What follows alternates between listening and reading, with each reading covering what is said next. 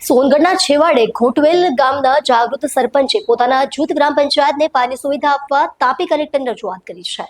ત્યારે બીજા ગામડાઓ કેમ પોતાના ગામની સમસ્યા માટે રજૂઆત નથી કરતા તે મોટો સવાલ. સોનગઢ તાલુકાઓ જે નહીં પણ તાપી જિલ્લાના અનેક ગામડાઓમાં વિકાસની જરૂર છે. કેટલાક ગામડાઓમાં સરપંચ જાગૃત હોય તો કલેક્ટર સુધી રજૂઆત થાય છે. જેમ ઘોટવેલ ગામની મહિલા સરપંચ રીટાબેન અજીતભાઈ ગામિતે જૂથ ગ્રામ પંચાયત માટે અવાજ ઉઠાવ્યો.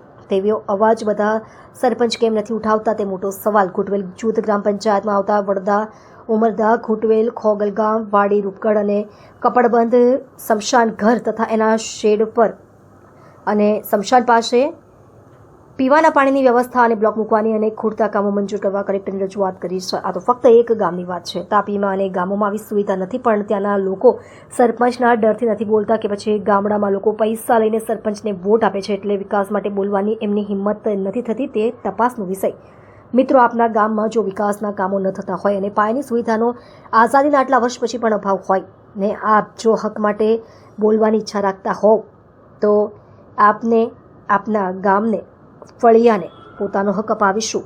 આપના ગામમાં સુવિધા કેમ નથી અમે અધિકારીને પૂછીશું. જો આપમાં હિંમત હોય તો 9979391495 નંબર પર કોલ કરો અથવા વોટ્સએપ કરી અમને માહિતી આપો. અમારી ટીમ આવશે આપના ગામની સમસ્યા સમગ્ર જિલ્લામાં ઉજાગર કરવા માટે. ડરો નહીં, પોતાના હક માટે લડવાની હિંમત કરો. આપેલ નંબર પર કોલ કરો. ડૉક્ટર બિંદેશ્વરી શાહ સાથે ભાવના પટેલ, તાપી.